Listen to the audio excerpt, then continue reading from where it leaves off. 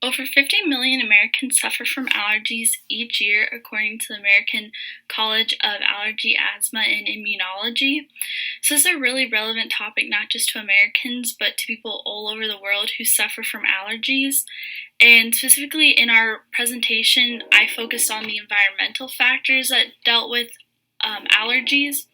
So, when doing this, background research was necessary to understand how environmental factors play a role in allergies, and the information had to be presented in a way that helped the audience understand it better. So, for example, we use Google Slides. So, in this presentation, I'm just going to tell you kind of about how some of the background research worked as far as the environmental factors, but then also how we put the PowerPoint together and kind of some of that stuff. So to start out with, so to kind of get the idea, we started with many different ideas, such as we were thinking about doing vaccines or the lifespan of animals, but we kind of settled on allergies because we thought that it has a good avenue as far as like the mechanisms in the body, but also how different factors can affect it. So we decided this, and then we kind of divided up the sections. So we each took a section and kind of assigned that to do the PowerPoint, the presentation, stuff like that. So I volunteered to do the environmental factors.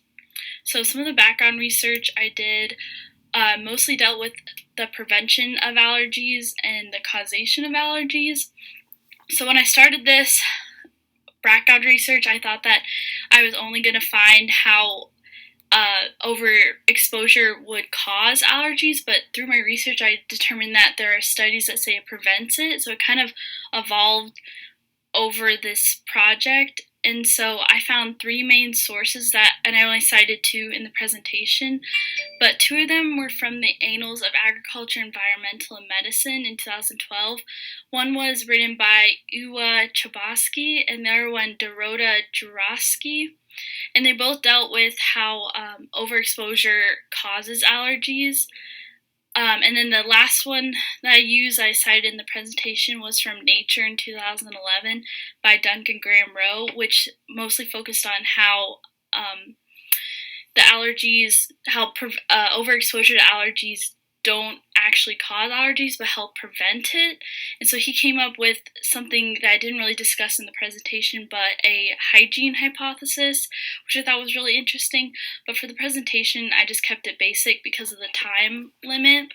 But it's interesting doing some of that background research to understand kind of the weird things, like emotional factors can also play a role in allergies, I guess, which I thought was really interesting. Now, as far as like the presentation and putting it all together, it's really important to have like well organized slides with not a lot of words, because that causes people to lose attention on the actual speaker. And in addition to like clear PowerPoint slides, it's also important to have like a clear and fluent presentation with good transitions and stuff like that to kind of keep it flowing so people can keep their attention. So we really tried to focus on that. I did the title and kind of transitioned into the introduction, and then tried to transition into mine. It was a little difficult with everyone recording separately because it wasn't all fluent. We had to keep sending it back and forth. But overall, we each recorded our slides, and I think it went well.